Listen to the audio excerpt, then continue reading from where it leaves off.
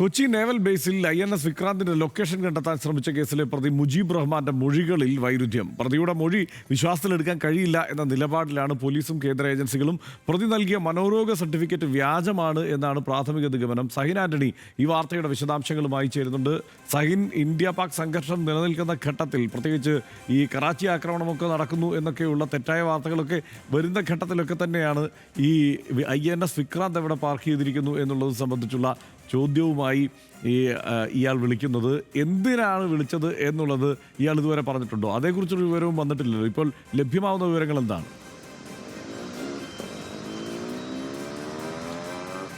ഹർഷൻ, ഇയാൾ നൽകുന്ന മൊഴി അനുസരിച്ച് ഇയാളുടെ മൊബൈൽ ഫോണിൽ നിന്നും ആരെയും വിളിച്ചിട്ടില്ല എന്നുള്ളത് ആവർത്തിച്ചുകൊണ്ടിരിക്കുകയാണ്. ഇത് പോലീസ് വിശ്വാസത്തിലെടുക്കുന്നില്ല. മറ്റൊന്ന്, ഇയാൾ പറയുന്ന കാര്യങ്ങൾ അത് പരസ്പര വൈരുദ്ധ്യമായിട്ടുള്ള കാര്യങ്ങളാണ് പറഞ്ഞുകൊണ്ടിരിക്കുന്നത്. കാരണം ഇതിൽ പല കാര്യങ്ങളും ഇയാൾ പറയുമ്പോൾ അതിൽ വ്യക്തതയില്ല എന്നുള്ളതാണ്.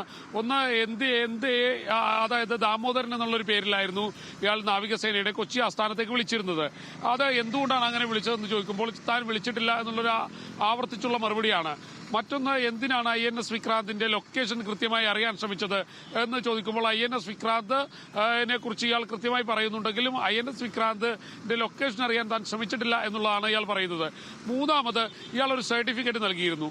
ആ സർട്ടിഫിക്കറ്റ് എന്ന് പറയുന്നത് ലഹരി ഉപയോഗിച്ച ആളുകൾ അതിനുള്ള ചികിത്സ നേടിയ സർട്ടിഫിക്കറ്റാണ്. പക്ഷേ ഇയാൾ പറയുന്നത് താനൊരു മനോവൈകല്യമുള്ള ആളാണ്, മാനസിക വെല്ലുവിളി നേരിടുന്ന ആളാണ്, കഴിഞ്ഞ ഏതാനും നാളുകളായി താൻ ചികിത്സയിലാണെന്നെല്ലാം ഇയാൾ ആവർത്തിച്ചുകൊണ്ടിരിക്കുന്നുണ്ട്.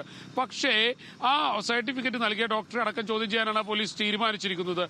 കൂടാതെ ഈ ഹർഷൻ നേരത്തെ സൂചിപ്പിച്ചതുപോലെ തന്നെ ആ യുദ്ധം ഉണ്ടാകുമെന്നുള്ള ഒരു സാഹചര്യത്തിൽ, അല്ലെങ്കിൽ ആ രീതിയിലുള്ള പ്രചരണങ്ങൾ നടന്നുകൊണ്ടിരിക്കാൻ നേരത്താണ് ഇത്തരത്തിലുള്ള ഒരു ഫോൺ കോൾ കൊച്ചി നാവികസേന ആസ്ഥാനത്തേക്ക് പോകുന്നത്. അതും പ്രധാനമന്ത്രിയുടെ ഓഫീസിൽ എന്ന് പറഞ്ഞുകൊണ്ടായിരുന്നു ആ ഫോൺ കോൾ പോകുന്നത്. അതുകൊണ്ട് തന്നെ ഇയാളെ സൂക്ഷ്മമായി നിരീക്ഷിക്കാനും ഇയാളെ ഫോൺ കോളുകളും യാത്രാ വിവരങ്ങളും എല്ലാം ശേഖരിക്കാൻ തന്നെയാണ് പോലീസും പുറമെ കേന്ദ്ര ഏജൻസികൾ തീരുമാനിച്ചിട്ടുള്ളത്. NIA അടക്കമുള്ള ഏജൻസികൾ ഇതിന് തൊട്ട് പിന്നാലെയുണ്ട്. എന്തായിരുന്നു ഇയാളുടെ നീക്കം, എന്താണ് ഇയാൾ ഉദ്ദേശിക്കുന്നത്, ആർക്ക് വേണ്ടിയാണ് ഇയാൾ അത്തരത്തിലുള്ള ഒരു നീക്കം നടത്തിയിരിക്കുന്നതെന്നെല്ലാം മനസ്സിലാക്കാനാണ് ഇപ്പോൾ ഏജൻസികൾ തീരുമാനിച്ചു, അല്ലെങ്കിൽ ഏജൻസികൾ നീക്കം നടത്തിക്കൊണ്ടിരിക്കുന്നത്. എന്തായാലും ഇയാളുടെ മൊഴികൾ ഇപ്പോഴും വിശ്വാസത്തിൽ എടുത്തിട്ടില്ല എന്നുള്ളതാണ് ഏറ്റവും ഒടുവിൽ പറയാൻ കഴിയുന്നത്. ഹർഷൻ.